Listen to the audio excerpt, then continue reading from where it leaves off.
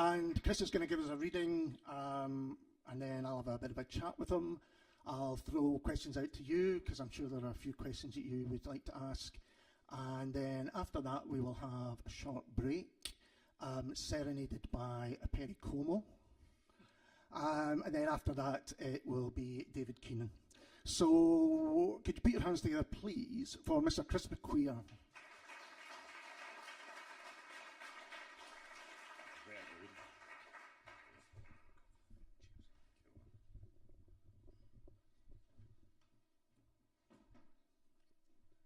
Hello. I'm just going to read you a wee extract for a story. It's a story all about my big mate Frank, who works in Berlin, and it's called Leathered. So, Frank worked in the jail. As a guard, it was his job to keep the peace within the prison. Now, this wasn't hard for guys like Frank. 6'4" and built like the side of the proverbial brick shithouse, and with a temper with a hair trigger. The prisoners regarded Frank with a healthy mix of fear and respect. Frank had a wee game that he'd play with a couple of inmates that he liked. The ones that he liked were just like himself, they were hard as fuck. Frank knew that he was lucky that he wasn't the one behind bars, that maybe in a different life he'd have been the one getting locked up at night. The prisoners knew this as well, and that seemed to be the foundation their mutual respect was based upon. The game that they played went like this. Frank would name a famous person and ask a prisoner if they thought they could batter them. Then the prisoner would name one and ask Frank if he could batter them.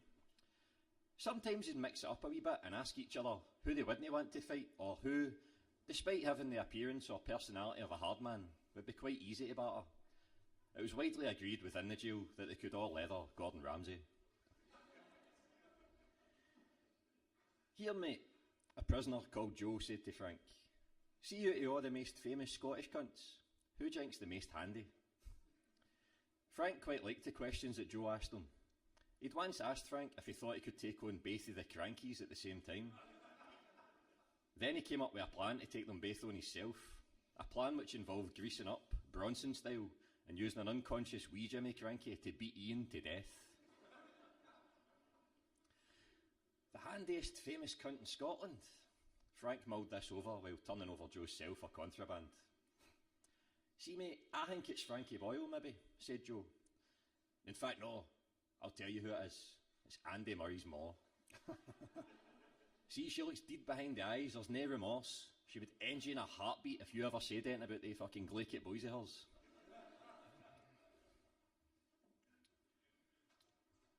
I don't know, said Frank. Right, go then. Tell me, who is your hardest famous Scottish cunt? Frank pulled off his latex gloves with a snap and said without hesitation, no, I need to warn you, I wrote this before it turned out that the guy I'm going to say that emerged is a bit of a beast, right? Trigger warning. I know, man. And, but it's new, it's done, it's in black and white, I just need to go with it, and I'm in too deep, so here we go. Terrifying. Hardest famous cunt in Scotland? Alex Salmond.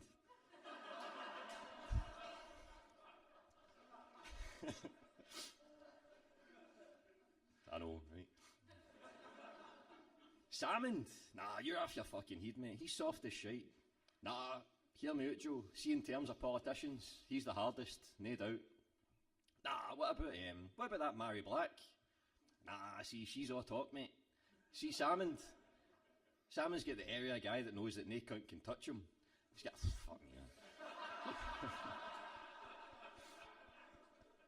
he's got a confidence. No, in fact, you know what? It's an arrogance he's got that makes me think he could leather anybody he wants. I mean, look at the way the guy struts about. He's ugly as fuck, but he walks like he's the guy off the Porridge Oats box.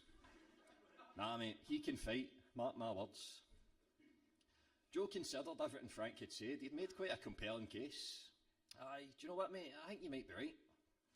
I know I'm right, said Frank with a smile. I'm always right when it comes to stuff like this. Cheers. Fucking hell.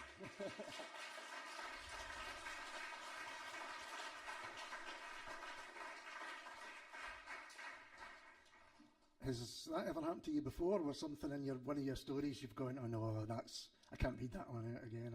This is the worst example, and I've only just realised how bad it is.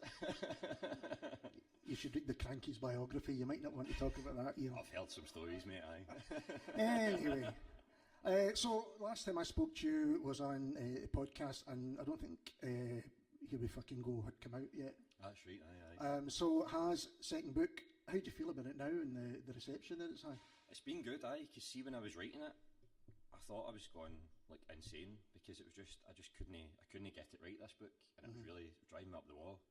And it got to the stage where I'd been writing it for about 18 months, and the deadline was like maybe 3 months away, and I had deleted everything that I'd written up to that point because I just hated it. So I then had to write a whole book in like 2.5 months or something, man. And I'm had like flurry of activity, man. But I done it, and I'm really quite chuffed with how it turned out, and really, really proud of it. I'm really glad. The reaction's been really good, so yeah. I'm quite chuffed with Alistair. Were you kind of, because the first one was incredibly well received, there must have been some kind of worry about, would you be able to follow that up? Was that part of the problem when you were trying to write it? Was it trying to write another Hings? It was part of that, but I like trying to write another Hings because I was still in like the mindset of the first book. So the first book Hings is quite kind of daft, quite kind of slapstick, and I was kind of stuck in that frame of mind. Do you know what I mean? And I was almost just trying to write the same book again. Do you know what I mean?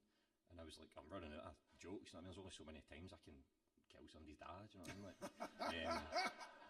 so I was feeling that kind of pressure a wee bit, and then I thought, I just took a different approach. I was like, no, I want to make this book feel a wee bit different, and kind of moved away from the slapstick stuff, wrote kind of longer stories, a wee bit weirder, a wee bit darker, just had more fun, just kind of showing how fried my head is, and it was good fun. Because Leather was published as a separate wee book, wasn't it? Aye, that's right, aye. And was that between the two? Aye, that was just a wee kind of like placeholder in between. So that was. But was that story, because that story I think does exactly what you want it to do. It's still funny, but it's going somewhere a bit darker than it happened previously. Was that a story that was a kind of landmark? Aye, that was one of the kind of like eureka moments where I was like just trying to write kind of daft slapstick stories with toilet humour, and they just weren't working. And then I had the idea for Leather. So with Leather, it's based on my mate, right? So it's based on Big Frank, who works in the jail. But he said to me one night, like, oh, I would love to leather Kim Jong-un. And I was like, right, fair play, big man. And then I was thinking about that, and then I was like, well, I could turn that into a story, I can make that happen, do you know what I mean? So I wrote the story, and I made it so Frank joins Twitter for the first time, and the first thing he tweets is, I want to leather Kim Jong-un. But then Frank goes to bed, unbeknownst to him, in North Korea, this North Korean kind of dissident has found Frank's Twitter and seen his tweet, and she uses him as like a kind of symbol of the resistance against Kim Jong-un and his regime. So he becomes like the poster boy for the resistance, and then Kim Jong-un finds out who is this cunt Frank.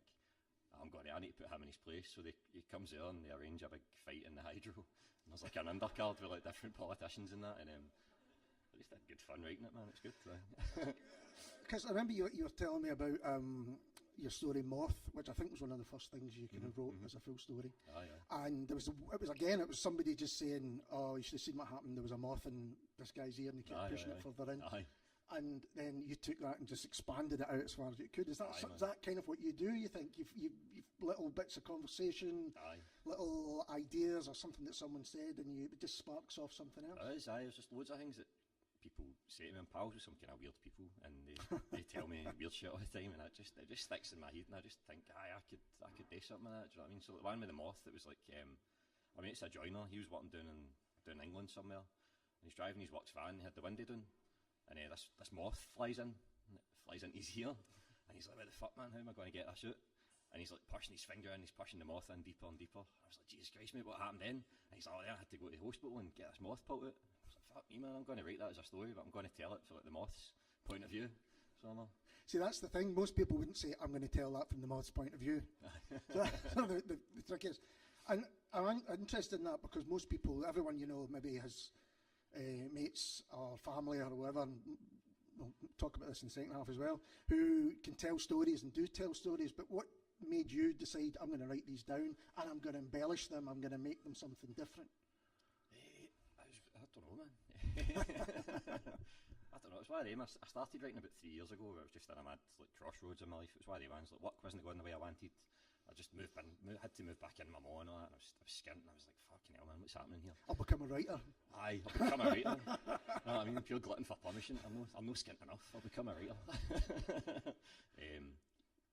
That was it. Just kind of then, as soon as I sat down and started writing, just remembered all these mad stories that I'd heard from my pals and all the daft things that had happened to me and my mates, and I thought, I can just write all these down, like, and then it was just a case of, right, how can I make them funnier, how can I make them weirder, and just embellish them, as you say, and just have a laugh with it.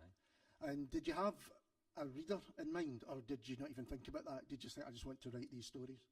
To start with, I was just writing stuff. I just wanted to make my pals laugh and make, like, my ma was like, she's the first person that would read all my stories. I was like, right, can I make my ma laugh? You know what I mean? Like, it's quite a challenge. So that was my goal, and I thought, if I can make my ma laugh, then it'll be alright. So when other friends and family and stuff started to read them, or even once things was out there, did they start seeing themselves in some of your stories? There's a few, there's a few. And there's a few less, like, flattering ones. So, like, you don't have to share if I don't want it. I know. I can say it. She's not here, Nick. So, character, and I've wrote 2 stories about this woman. She's called Big Angie. So she's like kind of like an amalgamation of all the kind of like matriarchs in my family, like all the kind of really powerful women. And I just wanted to write a kind of strong character like the women in my life. But she's predominantly based on my granny, who's like the strongest woman I know, and like fierce. And I mean, like, doesn't take any shite. But like I made like a really like an exaggerated, almost kind of horrible version of my granny. But my granny read it and straight away she was like, "That's fucking about me, isn't it?" Like, I don't know what to say, you know what I mean? I was going to say, because Big Angie's a memorable character, but it's not exactly well, fair play. I'm kind of interested in the idea of having a humour to a place, you know, like people say, oh, there's a Scottish sense of humour, and then you put that down, and there's a Glasgow sense of humour, and then, you know, there's an East End sense of humour, and then there's a family sense of humour and friends and all this. What did you worry that some of the humour wouldn't move outside of your family or outside of your area, or what? Or did that not even cross your mind? And has it done? You know, has it kind of travelled, do you think? When I was writing it, no, really, at the time, because when I wrote the first book, Hings, most of the stories were just written to just go online. I wasn't trying to publish them anywhere. I was just writing them to make my pals laugh and my family laugh and just putting it online. So I never really thought much about like kind of mass appeal or anything. But I do worry about it now. Now I'm thinking, you know, where do I go next with my writing and stuff? Do you know what I mean? And so the books, they don't really, well, kind of hard sell outside of Glasgow, really, mate. But so that, I mean, it is outside of Glasgow. They're kind of. Aye. But yeah, I think, you know, I just like writing about Glasgow, and I like writing about my kind of people, and it's just, I like doing it. I'm going to keep doing it. Good. So, it's good fun. So when you get your material, are you sitting say on a night like this, and the folk will be chatting beforehand and afterhand and stuff? Are you always listening out for something, kind of phrase or a word or a? Aye, man, aye. I'm quite kind of. And then the folk worried around you. Then did they start kind of? I better watch what I say around here. I'm going to end up in one of his stories. I've always been. I'm quite kind of quiet normally, and I like that in conversation. I like just kind of sitting back and like taking everything in and just watching what people are saying and kind of studying their like blood. I sound like a fucking psychopath, man. But I like just watching people and like listening to what they and how they talk and all that, and like I try and replicate that in my writing. Do you know what I mean? So like, I'll tune into people's like kind of speech patterns and the way they talk and we kind of tics that they have to use and stuff. And I love doing that and just like analysing people. As weird as that sounds, man. I think in your books and in David's books, that kind of language is obviously hugely important, and the kind of authenticity of voice is hugely important.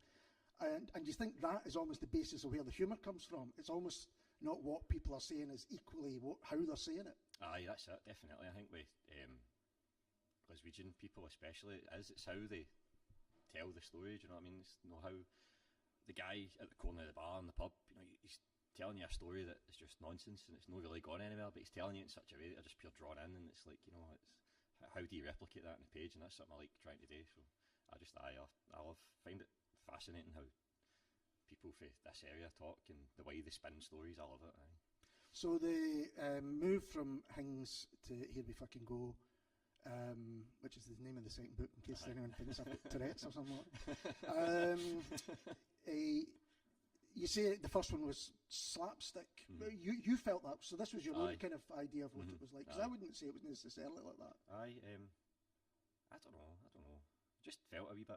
When I look back at it now, I think I've changed as a writer. I mean, I'm always trying to get better. After Hings came out, I went to college to like learn about writing and how to do it, how to structure things a bit better and that. And Aye, maybe it's no slapstick, I don't know. Maybe I'm giving myself a hard time. Don't give yourself a hard time.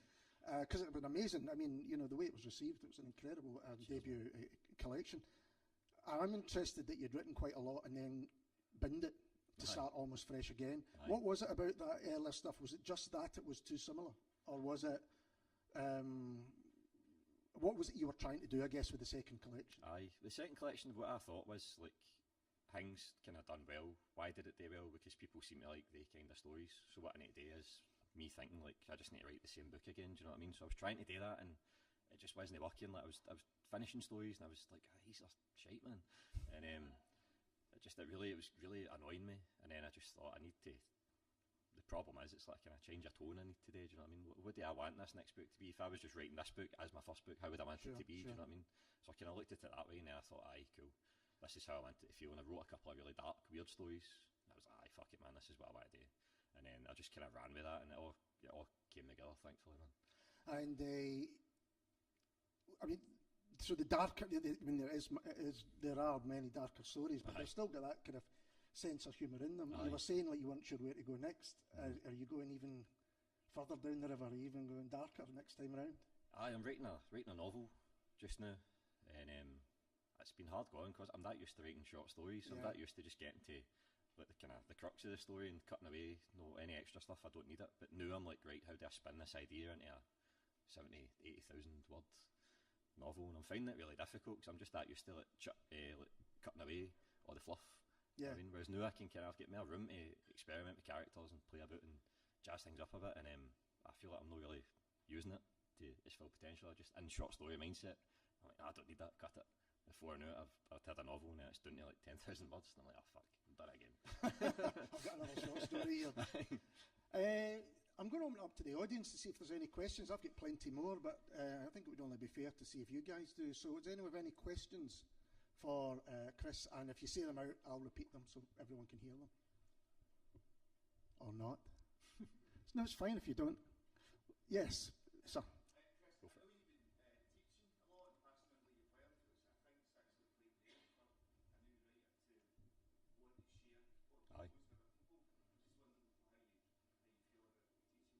Aye, I've just kind of like fell into teaching. One of my mates is an English teacher, so he just said to me, he's like, do you want to come in and do like spend an hour with my English class third years and just see if you can get them to write something? I was like, I don't know, mate, I've never done anything like that, but I'll give it a go. And I just went in, and like, it's quite a kind of wild class. They're not really engaged with English that much, but I went in. I think Sam had kind of built me up as this like loving Welsh character, like, oh, he's half his seed, man, he's half his seed. I'm like, oh no, mate, he built me up too much.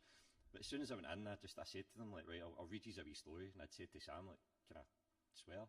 He's like, aye, if you want, that's fine, mate, aye. So they're all kind of acting up and all that, but see, as soon as I swore, they were like, oh, this guy's mental. I know. All I said was like arse or something. And like, they were like, oh my God. It's been really good fun. It's just good fun, aye, because you kind of learn about your own writing when you're trying to teach things. It's great fun, aye. So off the back of that, I got to do stuff in Addiewell prison, like through in Edinburgh. I got to work with a group of guys in there, and recently I've been working with a kind of rehab clinic, so like recovering addicts and doing stuff with them, getting them to kind of write their stories, you know, get it out of their head onto paper, and it kind of helps them deal with it a lot. And it's just great fun. It's just, you get to meet so many interesting people, and you get to hear other people's stories, and it's just, the amount of talent flying about in people is unbelievable. Like, I think it's a kind of cliched saying, but everybody's got a book in them, and I think the people I've spoke to in these classes, they definitely do, you know what I mean? So I wish everybody would just give it a go. So that idea that there's an opportunity to write, and people realising that, you know, anyone can do it. Aye. Did you have someone that kind of inspired you in the same way, that you could do this rather than it being for someone else? I think a lot of it was Limmy's been quite a big influence on me. So see, when his book came out, it was like nothing I'd ever read before, and I thought, oh well, because I'd kind of had it in the back of my mind for maybe a year or two to try and write a book, but I always thought, you know, I've not been to uni, I didn't do that well at English. I don't know if I could write something that's kind of a kind of serious novel or anything. And then I read Limmy's book, Daft Wee Stories. I was like, fucking hell, it doesn't need to be highfalutin, doesn't need to be pretentious or anything, it can just be daft wee stories. Yeah. I was like, hold on a minute, man, if he can do it, then I can do it. So I just went for it, and then that's kind of what happened. So. And so is that what you're encouraging everyone that you're kind of interacting with now, is to just go write your own stuff? And then are you marking it or reading it, or just saying it doesn't matter if there's, because that kind of thing always interests me, the idea that you mark creative writing. It always is such an odd thing to me. The thing I'm doing with I'm working with a school just now, and the thing I do is I've made it so it's like separate for the curriculum. So this is like the Waynes will get their own notebook, and it's just getting them like, this is yours, you're not going to get marked on this, just go for it, you can write whatever you want, you don't need to worry about the teacher looking at it, do you know what I mean? And then I go around kind of one by one, I talk to them, I read their stories, and I just kind of give them a wee bit of advice, just encourage them to just keep writing and just keep going with it, do you know what I mean? And there's some quality swearing in these stories. There is, it's good. See, because I told them, I was like, you can write whatever you want, teacher's not going to read it, so just go mental. Like, oh fuck, every second word is like, fuck. The like, next generation of swearing, brilliant. So tell us a little more about the novel, if you can. You don't have to say what it's about or anything, but just the idea. Did you feel you had to do that next? Was there a pressure, or whether it came from you or from other people, that, you know, you've done 2 books of short stories, the novel's the next thing? I wasn't really so much a pressure. I wanted to write a novel. When I was first thinking about getting into writing, I just assumed a novel would be what I'd write, but then it just kind of fell into short stories. But I don't want to say too much about the idea, but no, I wanted to write it for myself, just to see if I could, really, do you know what I mean? And then, I don't know, it's kind of felt to me as if, you know, I feel like you're a real writer once you've written a novel, you know what I mean? Like, that's what I thought, and I was like, I want to have a novel under my belt, so it's like, you know, so see how it goes. I mean, I think there is still that thought, unfortunately, because I think, you know, particularly in the last few years, there have been some amazing short story collections in Scotland and elsewhere, but your own included. So you've been out now with the book, and you've been doing readings with it, and all. How have kind of audiences like these guys been reacting to it? It's been good. I love doing the readings there. Probably my kind of favourite part of being a writer. I love doing it.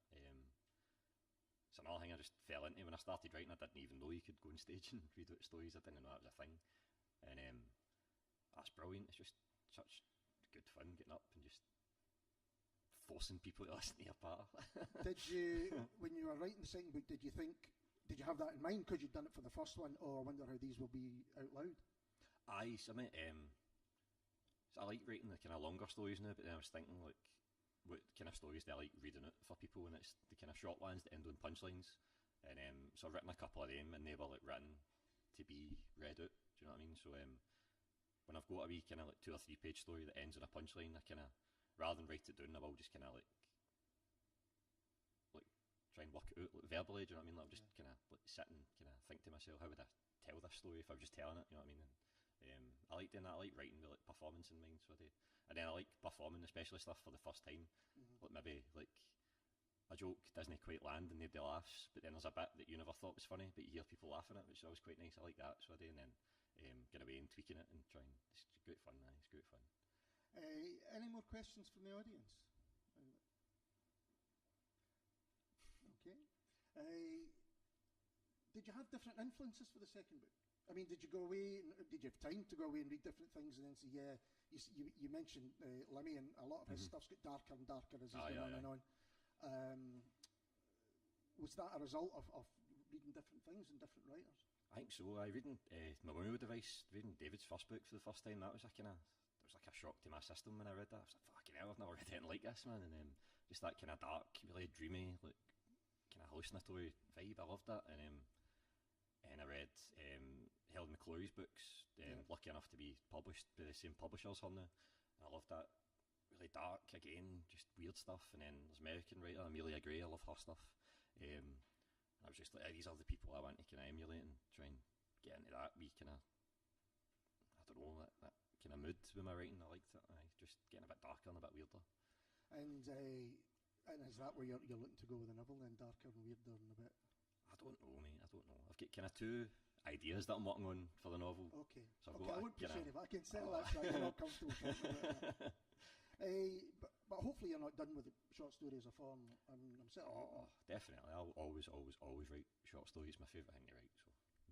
And have you ever thought of doing like a performance, like an Edinburgh Fringe or anything like that? I tried a wee bit of that. I done a kind of like a stand-up routine almost, kind of based on like, based around writing books and that, and I done it last year at the Glasgow Comedy Festival, and I enjoyed it, but it wasn't really.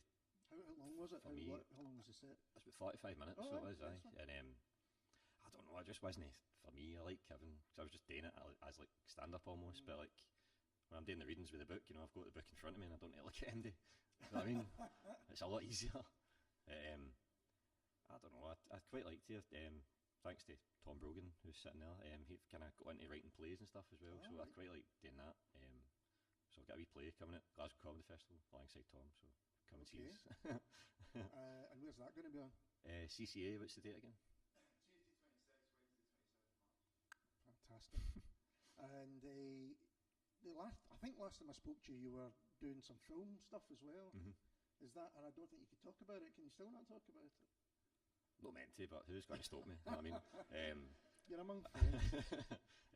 So lucky enough, I've been pally with this guy Joe Hewlett, so he's the creator of Scots, and he read the first book and he really liked it, and so he got me in for a wee meeting one day, and I had been to the BBC before and like pitched a kind of like an adaptation of things to the BBC, and they just knocked me back flat out. So then I met up with Joe, and he was like, right, well, why don't I told him my idea, you know, I'd like to kind of make a kind of Twilight Zone style show based on my book, and he's like, right, well, I'll come with you next time, I'll get you a pitch, and I'll come with you, maybe they'll geese it then. So we went in, pitched it again, they said no again. I was like, right, fucking hell, man. But I just had my heart set on it, and I was explaining this to Joe, and he's like, right, well, I can get you one more pitch, and then you're probably going to just call it a day, mate. So we went in again, and he kind of helped me with the pitch, and we done it all again, we explained everything out, and they were like, we're just not really having it. And I was heartbroken, and then Joe just went like that, right, plan B. And I was like, what the fuck's plan B? I don't know. In the meeting with these BBC kind of execs, I'm like, what's happening here, mate? You don't do it, I resign. He was like, why don't you like commission like pick your 3 favourite stories in the book, we'll go away and make them, and if you like them, then we'll just make a full series kind of thing. And they said, right, we'll do that. So we went away, turned 3 stories into like 3 short films, and they're going to be on the BBC iPlayer soon. So oh, brilliant. See how it goes. So it was good. I like done all the kind of adaptation, like turning it from a story into a script, and then I was on set getting them all filmed, and that was great fun. So you've seen the best final experience. The final films? I was going through like the edits and that, and I've not seen the actual final cut, but I'm really chuffed with them. Really happy with them. So. And the kind of process of that was something you enjoyed? It was amazing. It was so good. Like seeing it all from start to finish, for just me turning the stories into scripts, to like the casting, to being out filming it and scouting for locations and costume design. That I loved it all. It was so brilliant. I've got the bug. Like I want to just do that forever, man. So they just make stuff. So lots of stuff happening. Lots of stuff. It's good. It's 100 million. It's good fun. Well, unless anyone's got any last minute questions, we're going to take a break there. Has anyone got anything they would like to ask Chris? Be able to ask him later on at the bar. I mean, it's no bother. Well, since that's the case, would you please put your hands together for Chris McQueer, please? That was awesome.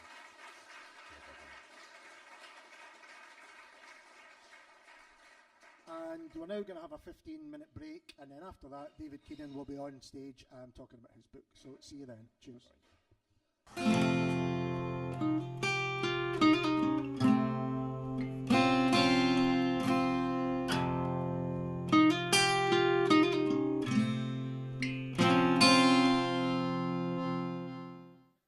Hello everyone, and welcome back to the second part of the Glasgow launch of David Keenan's For the Good Times. And this time to my left is Mr. David Keenan.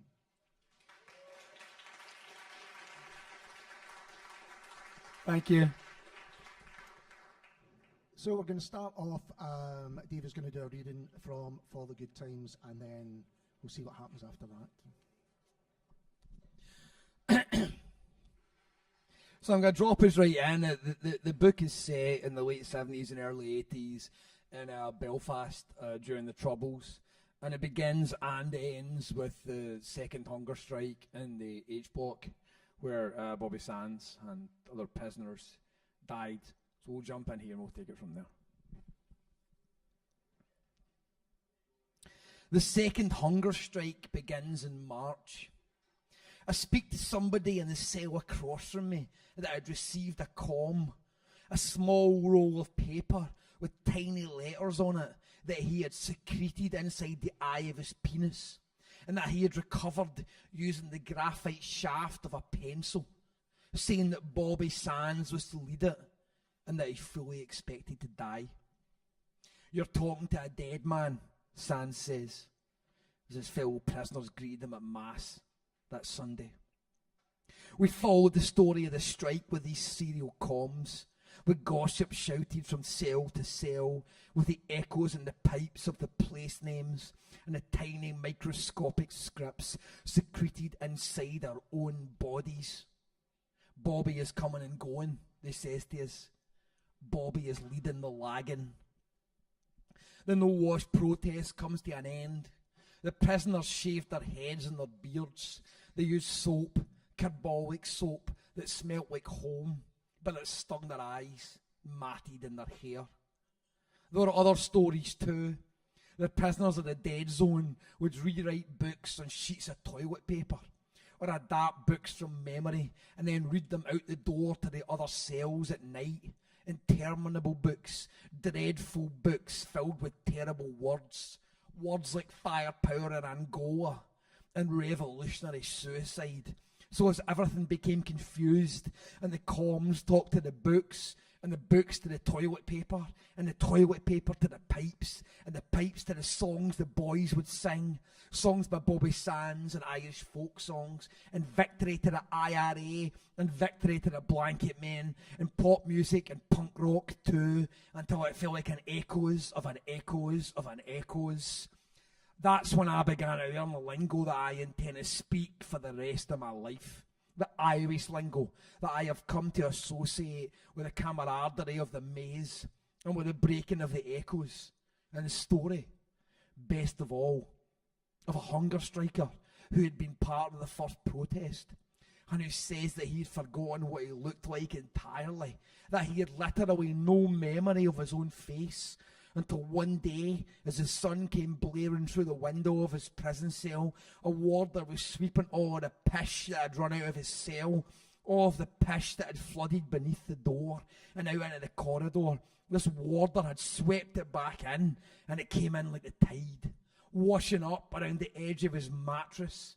And he leaned over and caught his own reflection in this glistening wave, lit up by the sun, in these waters of pure gold, and his own face had emerged as that of a stranger's.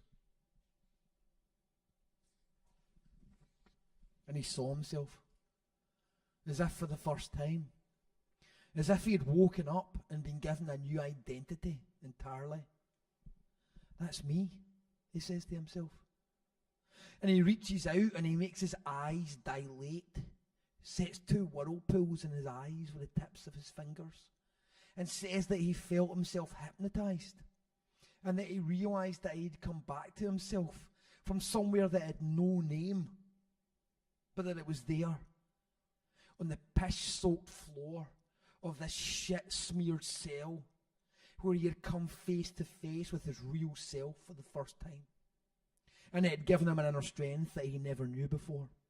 He had come to himself and given himself permission to be a hero. The kingship of the self, he had said. That's what the comm had read, smuggled in the eye of a penis.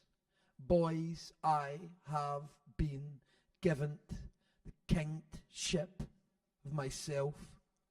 And wrote like that too, so as that it was most resembled a drunken boat, a royal ship, tossed and raised up over a sea of piss drops raining down. This river's made me go where I wanted, this final crossing to a dirty mattress in a shallow pool. From sea to final sea is the same place. Only Belfast is the centre of the world. Only Ireland is a garden in space. And as they died, I tracked them. I imagined their real bodies, their final bodies, these first and last men, spoken out of Adam's apple, snaking up into the air, and all the leaving. Above the maze is a trapdoor, hidden above these letters, these English letters, written into the earth, into the page, into the soft, suffering flesh of this page. Above them is a gap, and I picture that same soft, warm rain, that final torrent of sorrowful drops raining down is all that's left on Ireland. Tears of pity, tears of heartbreak and shame for the friends and families left there down below. Tears of sorrow for God's own boys and their lovers, and a shout of pish for the rest of the bastards. Thank you.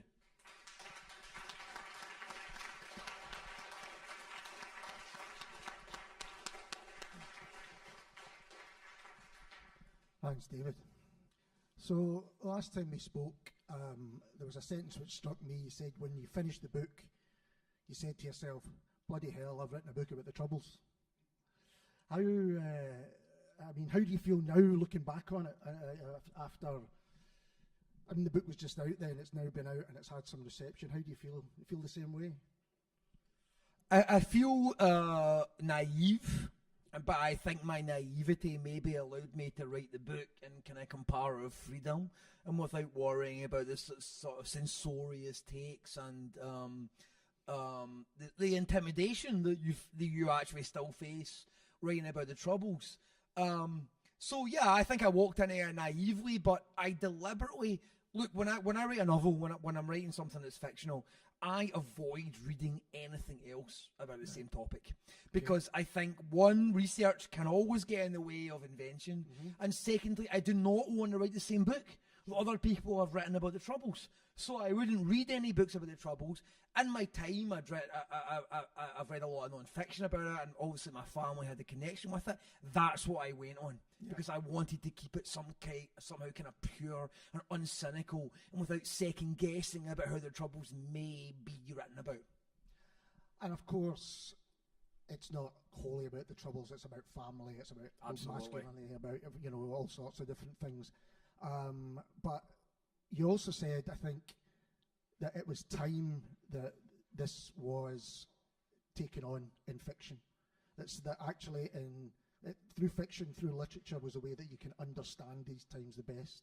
Can you explain a bit about that? Yeah, I've always wondered about that. I'm interested in boxing, and I like to box. And one of the things I love about a boxing fight is at the end, after these two people have pummeled the absolute living shit out of each other, that they kind of cross the ring and shake hands. And they kind of get to the point where, brave warriors, we played the game. And I almost began to wonder, are we far enough away from the Troubles when we were able to say, yeah, it was terrible, it was absolutely traumatic, but we played the game, these were rules, and somehow to get to the point where we can try and redeem that, to redeem that somehow. So this became a big obsession by me. I wanted to be able to talk about how do you redeem your own situation, no matter how difficult it is, no matter the terror you're going through, no matter if you live in a war zone, you still have to be able to say yes. There's this whole idea that only if these circumstances take place, then can you say yes to your own life. But let's face it, no one's life really gets to these points where you're able to very easily say yes to it. And I was attracted to the situation in Belfast because that's a very hard place to say yes. Just to come to terms with what you're doing. So I became excited by the idea that how can you affirm your own existence even in the midst of a sectarian war zone?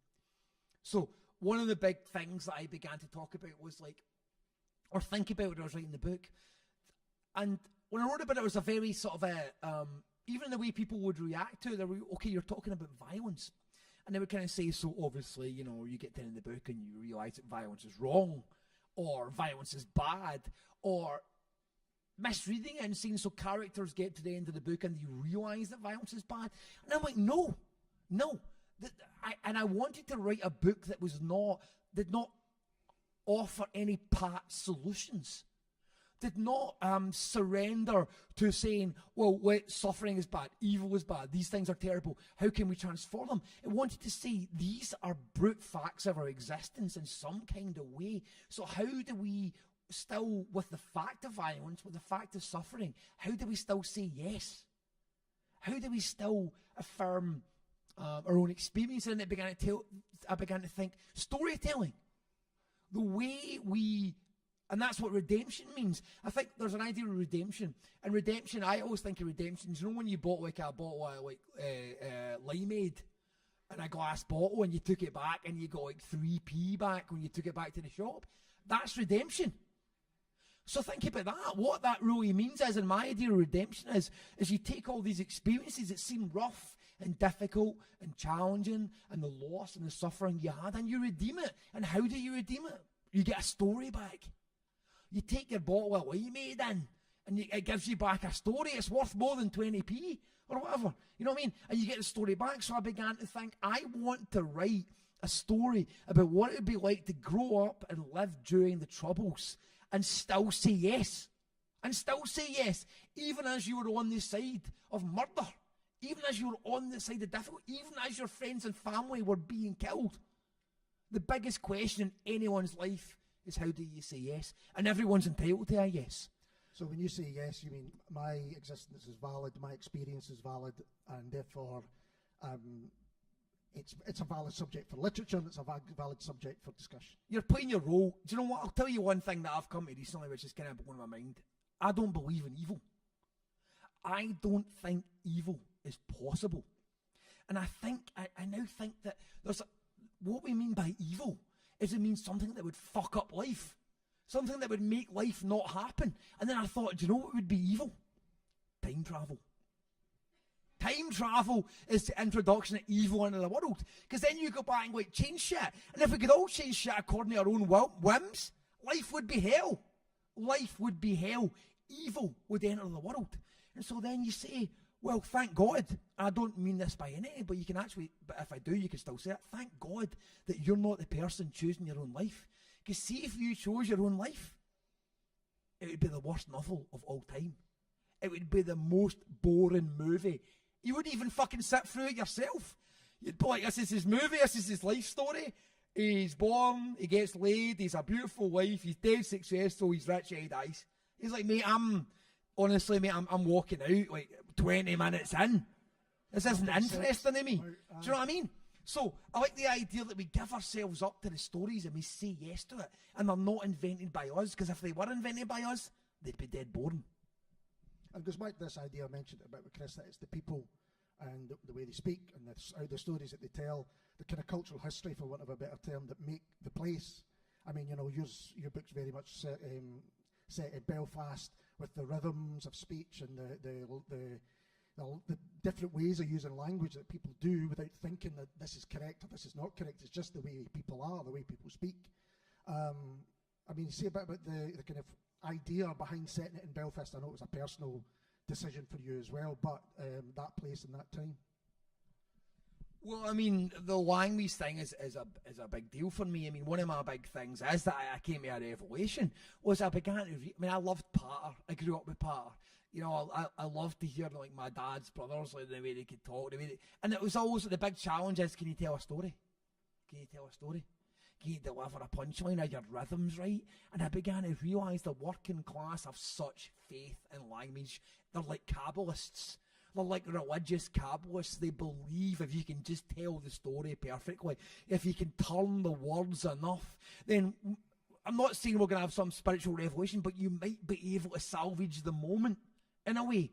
And then I began thinking, working class patter is like modernist literature, but better, actually. You know, as an attempt to get to that instant kind of moment that people like Joyce, Beckett. Listen to Beckett.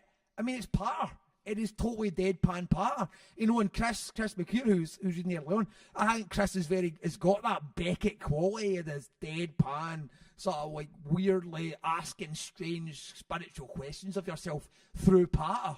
You know? So a big thing about mine is I wanted to enshrine the way these illiterate people, because most of them couldn't read or write, but they still had a faith in language. My dad would always say to me, oh, you should read books, you need to get an education. You know, that'll do you well. And you feel like saying, well, how the fuck do you know? Do you know what I mean? It was the last book you read. But it was amazing because it was faith. And when faith triumphs belief, well, you're a fucking Kabbalist. So I think my dad was the first Kabbalist I ever met and taught me the power of words and also the potential of words to transform. Because I'm into that whole William Burroughs idea where words itself can make something come alive. And that's a Kabbalistic idea, you know, with the golem, where they write its name on its forehead, and using language alone, they animate clay. And as anyone who's ever written will admit, it's true. That's why I'm always blown away by like these creative writing classes, because like, how the fuck can you teach something that you receive as a revelation? Yeah. Go back to the first point then, you also said that you were surprised by what you were writing. I don't just mean the book as a whole, but as you wrote it, you were surprised at the path you went down, what your characters did, the way they acted, the way they spoke, all sorts of things. I mean, is that how you find, this is now your second novel, is that, and I know you're working on a third and more, is that how you find it every time? Was it different? I mean, it's weird to talk about, because I feel as if you get into metaphysics, and what has surprised me about becoming a writer, and becoming a writer with no literary friends, or no one who wrote novels, or no connection to the literary scene whatsoever, and so no one to talk to about what your experience is of writing a book, but my experience of it has been like demonic possession. And you know, these people talk about these things as if, oh, you do have your characters and you have your timeline and you fill these. I was like, what the fuck? That is not my experience. My experience is that this demon like fucking set fires to your brain, and then you have 20 voices that you're competing with at least for 6 months, and then there's no way to exercise them, so you never lose them, and you feel mad for the rest of your life for the sake of one fucking book. Everyone says, oh, that was a funny book, mate. I quite like that sketch. You're like, yeah, lucky for you, mate. I'm now terminally insane with 20 demons, but I'm glad you thought that joke was good. Do you know what I mean? $12.99? It's the price of 3 coffees, you bastards. Good job we get NHS. But it's like that. Why does no one say that? Why did no writer? Actually, the only writer that I've heard that came close to that was I did an event with Irvin Welsh, and Irvin Welsh did say, somebody said to mate, what's the thing that you need the most? As a writer, what's the quality you need the most? A writer, mate. And he was like, you need to have an insane capacity to be lonely. And I was like, that's the closest I've ever heard to anyone saying what you need to be as a writer. You know, I do these things. Like, I've been, what is it, 2 years since a year since I last did these things. You do these, but in between that, you're in this weird zone where all these voices are in your head and you're possessed and you're channeling them, and it does feel like that. And I'm blown away that people don't talk about it more. You said also last time that you wanted to get to the stage where you wrote yourself out of art, and that sounds like maybe to get rid of the voices. Would that be fair, or do you want to lose these voices? I mean, it's hard to separate who you are and what your mission is. And when I say a mission, I do sound like I'm a Martian that came down here to like impregnate some like Earth females and like head off. Do you know what I mean? Your mission. But I do feel I've always felt like my first book was about Airdrie. And it was a lovely area, Airdrie. Absolutely. My second book's about Belfast, and they were all about. I guess I realise that the thing I have in common is where it seems like reality itself is up for grabs a little bit. That there's maybe a vortex, a strange area where we can rewrite the possibilities of what we can do. Again, I'm going back to that idea of redemption, because when I was growing up in Airdrie, most people's idea of Airdrie is an absolute shithole. I know it won like Pluck on a Plinth one year, and no wonder. But beneath the facade, which I would argue kind of like keeps uninitiated out. Beneath the facade, there's so many interesting, eccentric people and amazing experiences and beautiful parks and strange streets and weird psychogeographic vistas, as they would call it, in Airdrie, you know? And my whole point is it's always there in front of you. But I think, does it take art or storytelling to redeem that? And what I mean by that is, does it take art or storytelling to give you the permission to love exactly where you are? And then that's what I mean by curing yourself of art. Imagine reading a book that made you think, fucking hell, I'm so in love with where I am right now. I love every aspect of it. I'm going to live it. Who needs books anymore? And that's why I think that why Rimbaud is so held up as one of the greatest poets. And I mean, I love Rimbaud, and I love Rimbaud even more than I love him for his poetry, which I do love. I love him for the fact that he cured himself of poetry as a fucking kid and then walked out into life. Well, isn't that why we listen to records? Isn't that why we read poems? Isn't that why we read books? Isn't that why we write books? So we can be done with them? So we can look at life the way we look at paintings and fucking art galleries?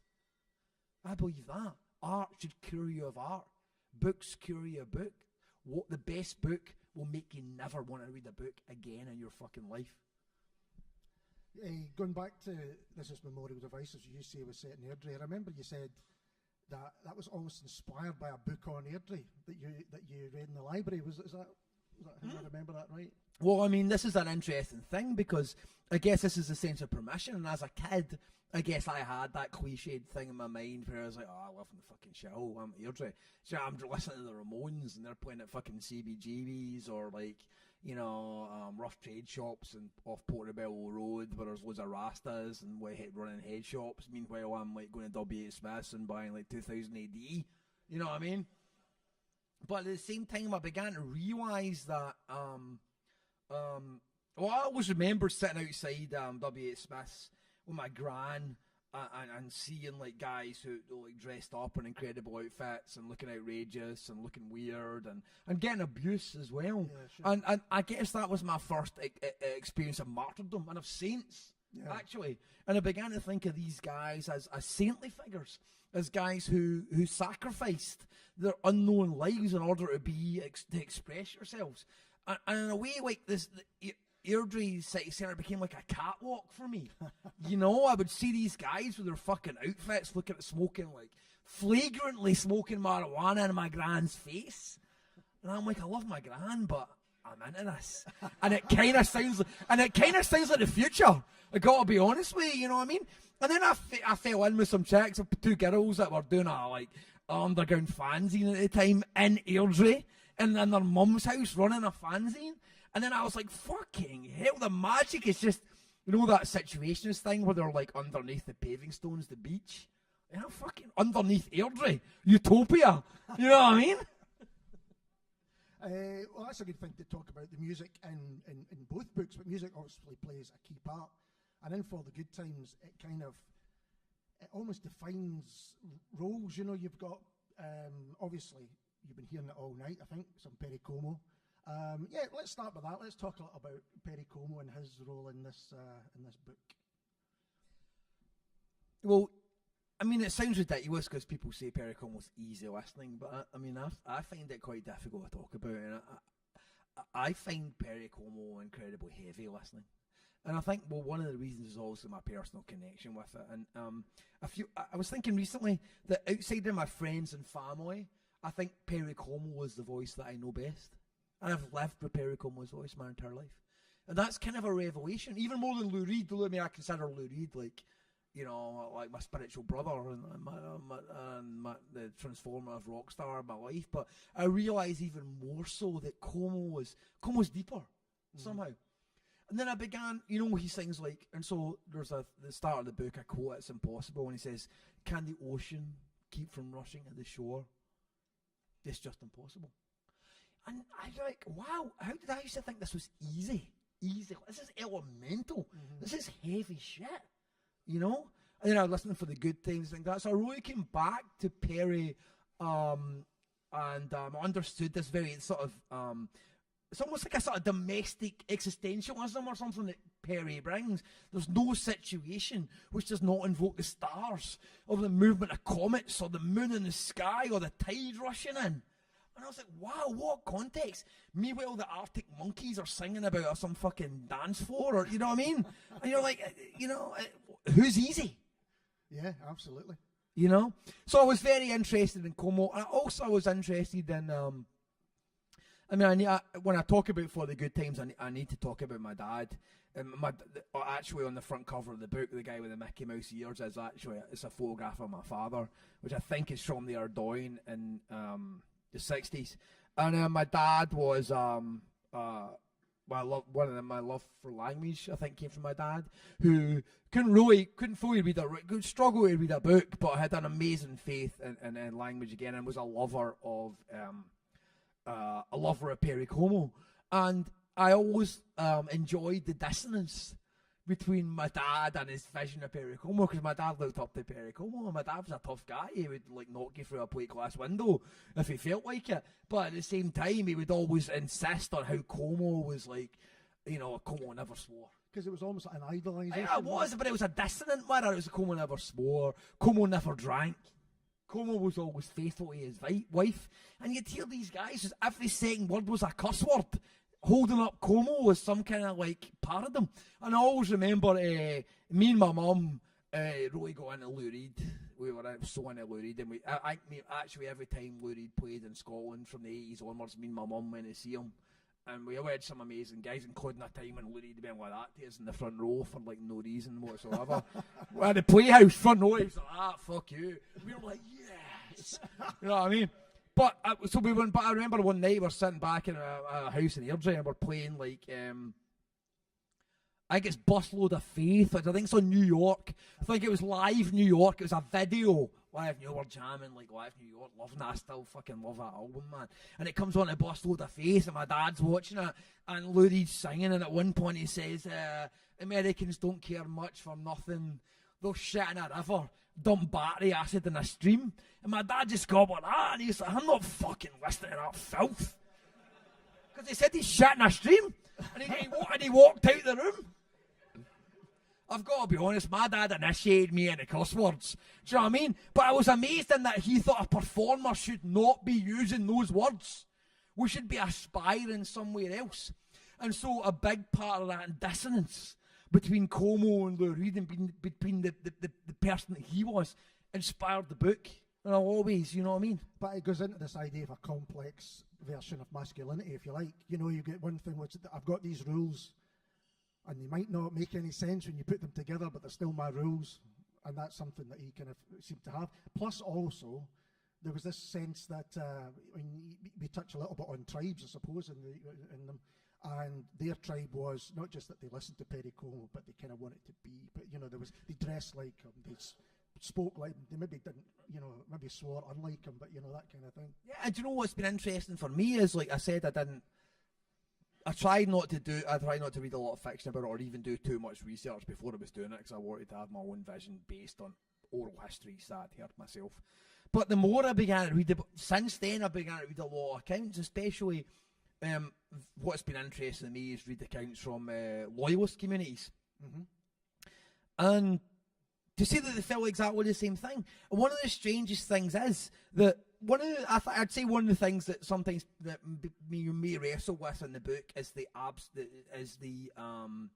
sort of the gleefulness of some of the violence. But I began to realise that when I read reports from 69 to the early 70s, kids were excited. And it sounds like a crazy thing to say, but I've seen it on the Republican side and I've seen it on the loyalist side. It was exciting. There was a new energy on the streets. There were gangs on the streets of Balaclavas. Mm-hmm. There was the fucking British Army on the streets with machine guns. There was tanks. There was like fucking armoured patrol cars on your fucking streets. Not just that. You got to remember, a lot of these people in these communities had tellies for the first time. And who was on the telly? Them. They were on the fucking telly. Yeah, and you read about all of these gangs, Republican gangs and loyalist street gangs. They were like mods. They were fucking sharp. They've got Crombies on, they've got a way of dressing, they've got their own codes. The UVF have all their different badges according to like where you are in rank and things like that. And what fascinated me, and one of the things the book's about, is like, do you know what? Male adolescent violence is a perpetual problem. And how do we solve it? There's been so many ways to solve it. Rock and roll was a way of solving it. Elvis Presley channeling a surgeon in a wrong role. And what I was, when you think about what a lot of these paramilitary loyalist organisations came out, they came out the BBs. They came out the Cub Scouts, which was another way of channeling adolescent male violence in a way. And then I'm very fast. I'm making a huge leap here, but it ties in with a lot of my obsessions. I'm very interested in Paleolithic cave art, and one of the most amazing things that you discover about that is the huge bulk of Paleolithic cave art was made by fucking adolescents. Adolescents. It's the equivalent of a cock on a toilet stall. And you've got a coffee table book about it. And a lot of them are beautiful. But a lot of them, you'll see some of them are amazing. It's like a guy firing an arrow into a mammoth while his big long cock goes into a woman at the same time. This is a guy with a Ferrari jamming a guitar. Do you know what I mean? It kind of never ends. Another interesting thing to me was when you look into like the rediscovery of Paleolithic sites, and this is fucking mind-blowing. Paleolithic sites, in so many occasions, were rediscovered by adolescent males. What's the Glasgow caves, I mean, probably regarded as some of the greatest art of Paleolithic times, and it's totally true, there's some absolutely beautiful stuff there. Do you know how they were discovered? A bunch of fucking teenage kids with a dog were out running mad. The dog ran down a hole. They ran down the hole after it and found the Glasgow cave paintings. Who else but an adolescent climbs into a fucking hole in the ground with a torch and checks it out? You know what I mean? So there's two sides to this. You've got this very difficult massacring mammoths and a big long cock and a chick with a Ferrari, but you've also got this torch into the darkness. You've got this balance. So one of the things I wanted to talk about in this book was, adolescent masculinity. It's out of control, but what do we do with it?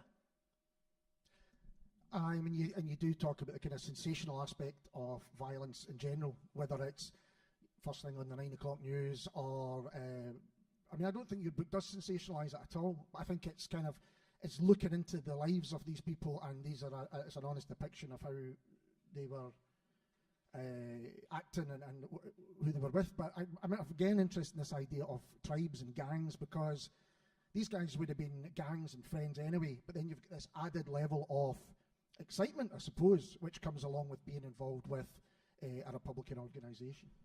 Well, I always think that every thinking person deep down believes that if there was any situation going on, they would be on the right side. They would do the right thing. They would be the nice guys. But you know what? I fucking doubt it. In my experience and history plays out that that's not really true. So I wanted to show people that were unideological. They were attached to their tribe. They were attached to their community.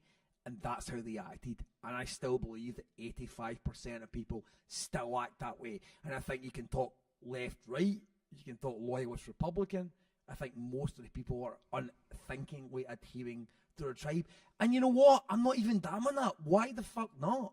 Another thing I've come to realise about myself is that I believe in retributive violence. I believe in retributive justice.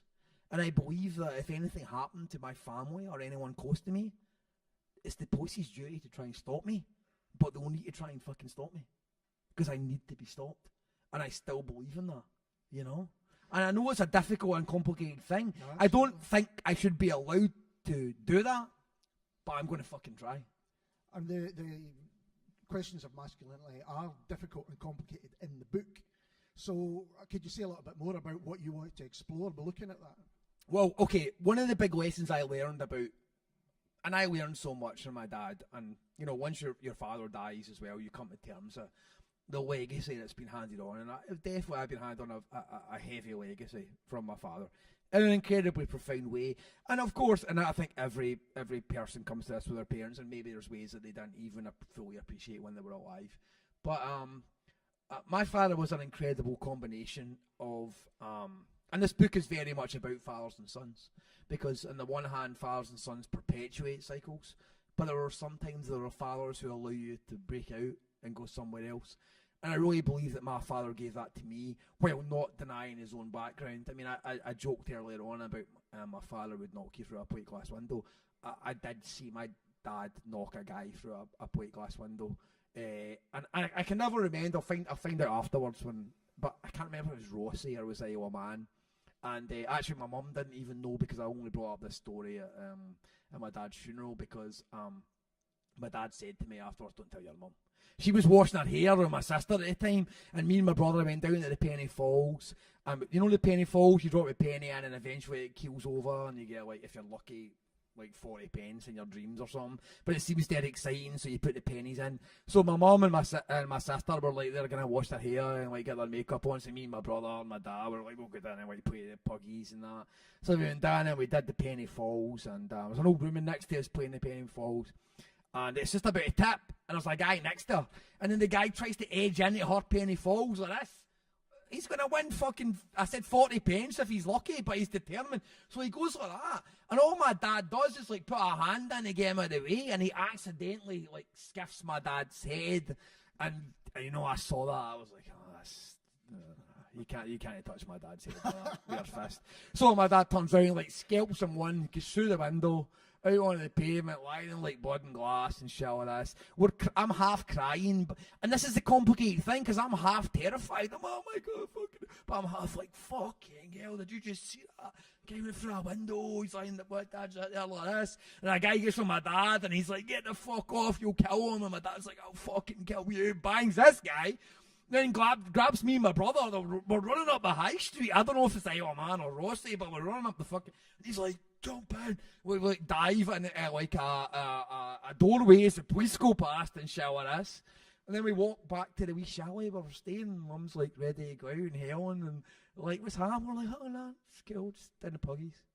And then we go out for a night and it's fine. And nothing was ever spoken about again on my dad's funeral. But I couldn't get out of my mind. And it felt like an initiation.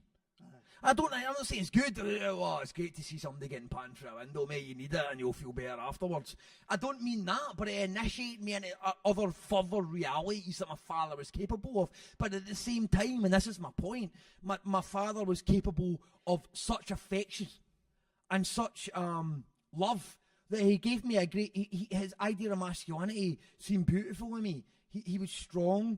I never felt scared when I was around him, but he would be able to kiss me, and he would say, you're my golden boy, and he would kiss me, or he would touch my head. I was like, what a fucking combination. And so I guess another thing that I was writing about this book is the fathers and sons, and the fathers who inflict the endless cycles of violence on their own children, and the fathers who give their sons permission to be who they could be. Because I think something you said last time is your father said, don't make people fear. You know, like, don't scare them, but also keep them safe and keep yourself safe as well. But that idea that don't create fear, for want of a better word. Well, I always remember him. I don't know. I think my dad had a stroke on the golf course, at Eastern Moffat Golf Course in Plains. By the way, that's for all the Memorial Device fans out there. That's what I'm saying, man. They're up at Eastern Moffat's golf course. He had a stroke, and luckily it didn't go into his brain. It went into his legs, but he collapsed on the ground while he was playing golf with my brother. And as my brother was looking over in terror, and as he's collapsing with his legs giving away, he said to Peter, "Don't be afraid, son." Like, fucking hell, your legs have just collapsed under you. You might be dying. You're like, don't be afraid. And I was like, what a life lesson. Yeah. And that's what I mean about like not being negative about violence. How about accepting all of this and saying none of this detracts from the magic of your fucking life? Suffering, death, violence, all this shit does not mean your life is any less poetic than anything else. What a fucking lesson. Fantastic. You know? I'm going to open this up to the audience because I've been hogging David. I'm sure someone's got some good questions here. So, did anyone get anything they'd like to ask?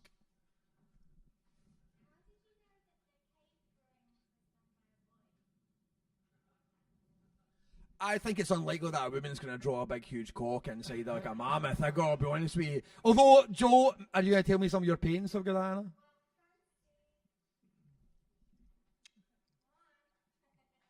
Well, no, I understand. No, you're right. I mean, maybe not all of them, but I read a police statistic recently, which is pretty interesting. See if you get your house burgled, and not only if you get your shit stolen, see if like people do graffiti all over your house and like fuck it up. It's likely to be a young male somewhere between the late teens and early 20s, which is quite interesting. You know, or maybe Joe. Yes, Angus.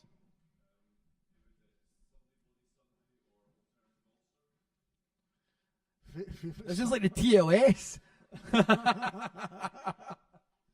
Birmingham 6 by the Pogues is the answer. Is the correct answer. Yes, yes.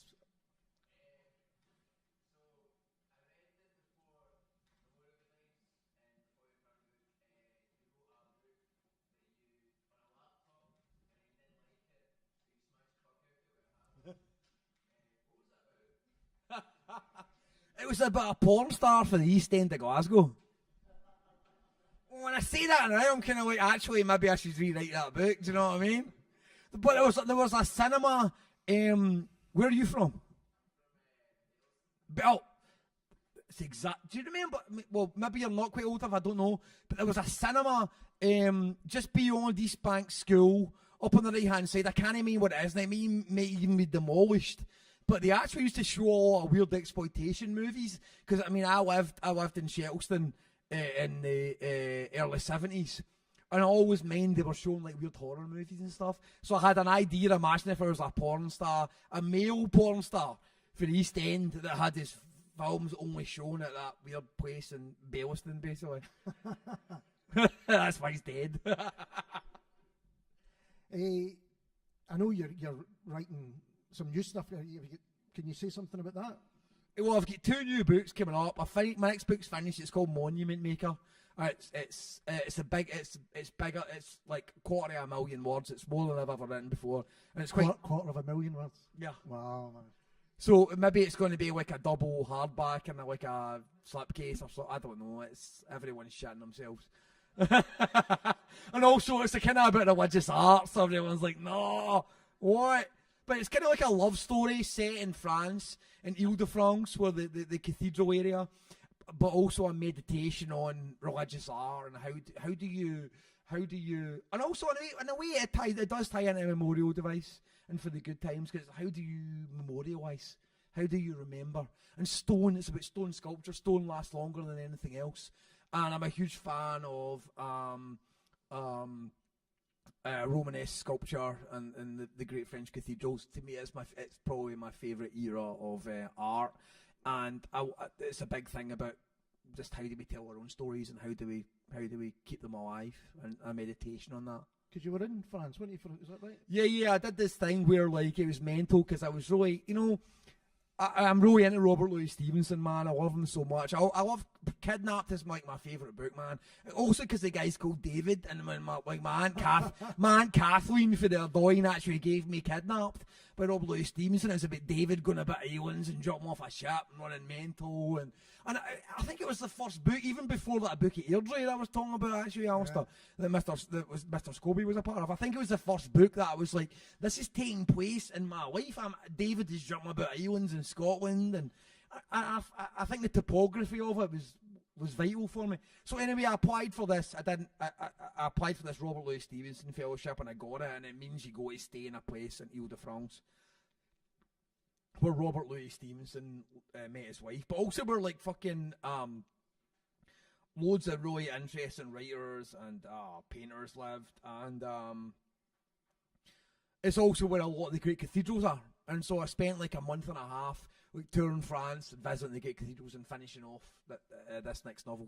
So that's done, and the one after that is going to be is again, I'm about halfway through that, and it's very different again. It's called I Am the Body of All the Conquistadors, and it's kind of about it's like autobiographical. It's about rivers, and again about my father, and about South America, and about boxing, and about violence. That's basically. Any other questions from the audience? Okay, so now the book is out. As when I spoke, I think it'd been out for a week when we last spoke anyway, and now it's been out for a while and it's getting reception. Have you changed your opinion of it? Do you change your opinion? Yeah. I mean, in a way, yes. In a way, when some of the reviews are like, "Oh my God, it's so violent," I'm like, "Is it?" And I'm like, "Oh yeah, it is." But I was never very conscious of writing something that seemed particularly violent. But at the same time, I did want to give you the reality and the repercussions of violence. I did not want to have this kind of Hollywood style of a slight stain on your shirt or something like that. I wanted to show the myriad ways that human beings inflict suffering on each other. But I think, as I said earlier on, one of my biggest revelations has been I often find people trying to turn that around and say, well, you say violence is bad. And I'm kind of like, well, what the fuck do you expect? If you knew that already, why did you read my book? if you just want to have your ideas confirmed. And I began to think, well, art is not didactic. This is not a commentary on violence, and I'm not coming down and saying it's bad. I'm showing how do you survive reality without judgment. Yep. Wherever you are, how do you still say yes to that? It's like Elie Wiesel book about living in the concentration camp. What's it called? Man's Quest for Meaning or something like that. Yeah, Man's Quest for Stories are what puts man's meanings together. And that's my whole point. And I guess what I've realised is that, yeah, I wrote an incredibly violent book. And yes, it is not a solution to violence. There is no pat endings. No. In fact, it begins all over again. And I don't think I personally do not look to art for solutions or for pat commentary on things that we all fucking know in the first place. I look to literature and art, as I said earlier on, to sort of redeem our stories and to allow us to say yes to where we are, no matter how difficult that may be. Well, with that in mind and talking about stories, I think you're going to give us another reading before we finish up here, if you don't mind. So I want to give you another side to it. I mean, there is a lot of heavy stuff as well, but it is quite funny. And one of my things I love about the Irish Ireland and Irish humour, and which I love about, I think it's a very good way to judge culture in general, is it's a way to laugh at itself. I think that's absolutely vital. If we can see how ridiculous all of our posturing and our bullshit is, I think it's a sign of a healthy culture. And that's why I wanted to include a lot of jokes and things like that in the book, and also how we can use language to make our own thing seem a little bit ridiculous. So this is a conversation that a bunch of guys from the IRA are having in a bar after one of their members has just been killed.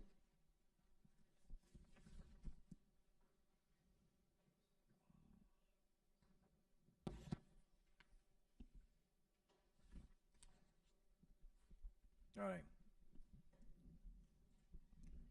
It's about your man Dale Brogan. Your man Dale Brogan is he's like a kind of club singer that some guys from the Ra are kind of like boosting. Your man Dale Brogan is going on tour, Max says this. What about that? We're having a lunchtime drink at the Shamrock. Me, Barney, Matt, Fat Tam Tisher, aka the Dark Destroyer, as whatever they called him, on account of his laid-back ways. And this fella, Jimmy the Grunt, all he ever did was fucking grunt. His uncouth as get out. Tommy must be turning in his fucking grave, I says to Mac. What are you talking about, Mac says. Tommy was his manager. Tommy thought he was a real talent. Fucking listen to that record they put out. It's a stone cold fucking classic. It should have been Tommy that was going on tour, I says to him. Tommy should have been in the London stage. Never mind this fucking punk rock comedian with his Rod Stewart disco numbers. Hey, Max says to me, easy. Your man Dale Brogan's brand new. Where did this cunt even come from, I says to him. Your man Dale Brogan, Max says. What's all the questions? Max sitting there with his fucking long hair. He's got a badge on that says Hawkwind. The fuck is Hawkwind? Barney says to him. Hawkwind's a fucking group, you prick. Max says. A fucking black nightmare, my friend. Sonic Attack, he says to him. Barney's staring at him all confused like. The fuck is a Sonic Attack, he says to him. It's like a bomb made up of sound, Max says. That's what you sit at home and listen to, Barney says to him. Aye, Max says. They're fucking hip. Are they Huns or are they Tims? Barney says to him. What? They're fucking Hawkwinds. Are they Huns or are they Tims? How in the fuck would I know, Max says. What? Barney says to him. You don't check to see whether they're Huns or Tims before you submit to a Sonic Attack from them? Have you heard that, you two? The Dark Destroyer says, interrupting the both of them. My boy's into them. Their Tim's alright. Was Perry Como a Tim? Max says to Barney. You can bet your damn fucking life Como was a Tim, Barney says. He was a good Catholic. Never drank nor swore. Plus he was always faithful to his wife. I thought Como was a Jew, Max says. Don't fucking start this, I says to him. Como was never a fucking Jew, Barney says. He sang all those religious songs. All those religious songs in the fucking Hebrew, you mean? Max says. He probably did that because that's what they speak in Hollywood, Barney says. Who speaks in Hollywood? Mark says to him. The Jews, Barney says. That's what the Jews speak in Hollywood. So if you want to get right in there, you need to please the right people and press the right buttons. Have you ever seen a Hollywood movie? Max says to him. Are any of them in fucking Hebrew? I'm talking behind the scenes, Barney says. Don't get fucking smart with me. Besides, he says, Como's Italian. You try to tell me that's the home of the Jews? The Jews don't have a home, Max says. That's the whole point of Israel. Exactly, Barney says. The Jews are exactly like the Catholics. So as even if Como was a Jew, he was as close to being a Catholic as he can actually be without getting permission for the Pope himself. Catholics have got their own home country, the Dark Destroyer says. It's called the Vatican. The Vatican isn't a country, Barney says. The Vatican is its own country, the Dark Destroyer says. Its own rules and everything. Me and the missus goes there. You need a passport to get in and out. How many people live in the Vatican? Max says to him. A couple of thousand, probably. Dark Destroyer says. In that case, it's not a country. Max says, that's just a state. That's just a city-state. Same difference, the Dark Destroyer shrugs. The point is, you couldn't fit all the Catholics in the world into the Vatican, Max says. Just like you couldn't fit them all into the Free State. The Free State's bigger than the Vatican, the Dark Destroyer says. Besides, Italy is the home of the Catholics. We're talking the entire country. The point is that the Jews and the Catholics have got a fuck of a lot in common, I says to them. We're both up against that, I says. And that's the point that Barney's trying to make. Aye, Barney says. That's right. That's my point exactly. Como understands because he's up against it both ways. This guy has lived it. So you're admitting Como's half Jewish now, are you, Max says? Jimmy the Grunt lets out one of his trademark grunts. Listen, if he's descended from the Bible, then he's got a bit of Jew in him. I'll give you that, Barney says. My point is, at least we fucking know where we stand with Como and with your man, you too. But these sonic attacks, my friend, I wouldn't sit through one of them until I knew for a fucking fact that it wasn't the fucking Brits trying to erase my mind. Hawkwind are totally anti-establishment, Max says. Fuck does that mean, Barney says? Does it mean they're not in the Queen establishing British rule in Ireland? Basically, Max says. Now we're talking, Barney says. But if they're so fucking anti-disestablishment, then why don't we get them over here and get them to do a fucking sonic attack for us? Why aren't the boys looking into these fucking sonic weaponries? Picture it, the Dark Destroyer says. Como shops up in Belfast. And the next thing you know, he's doing a sonic attack for the boys. Magic moments reduces history to dust. Everybody's killing themselves at this point. She's teaching Mandel Brogan to do these sonic attacks, the Dark Destroyer says. Get him into a bit of Hawkwinds for the tour. Fucking the Raz new secret weapon. I wouldn't trust that cunt with a sonic attack, I says to him. Fuck is your problem, Max says. I don't know, I says to him. I just get the feeling he's a fucking hun in disguise. Sure, you can't go around making wild accusations like that, the Dark Destroyer says. That's dangerous talk. And based on what, Max says? Did your fucking miracle baby see it in his crystal bollocks? It's just a feeling, I says to them. It's just a fucking hunch. Somebody's feeding information that it pures. That's a fact. And whoever it is also responsible for Tommy getting whacked. And when I find who it is, I says to them, I'll fucking sonic attack the shite out of them. Could just as easily be you, Max says to me. Don't fucking even go there, I says to him. Don't you fucking dare. I don't give a fuck who you are, but if you fucking say that again, I'll put my fucking fist down your throat. Easy. Easy. The Dark Destroyer says. Go it, man. We all need to calm down. This is what they want. This is how they intend to divide us. I love Tommy, I says to them. I fucking love that guy. There were no secrets between us. Jimmy the Grunt gives out a low fucking grunt in response. I stand up and I look round the table at a lot of them and I walk out of there without a fucking word. Thanks.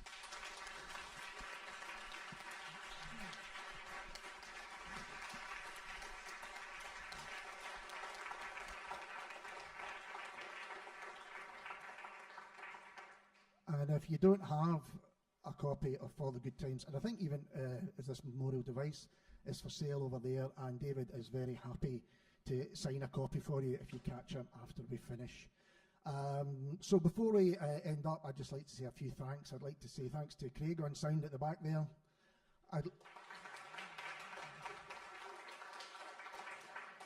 Thanks to everyone at Mono for hosting this tonight.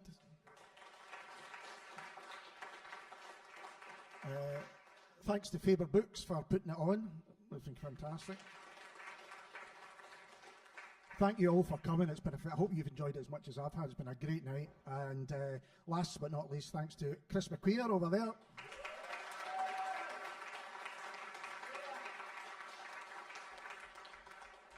And thanks again to David Keenan.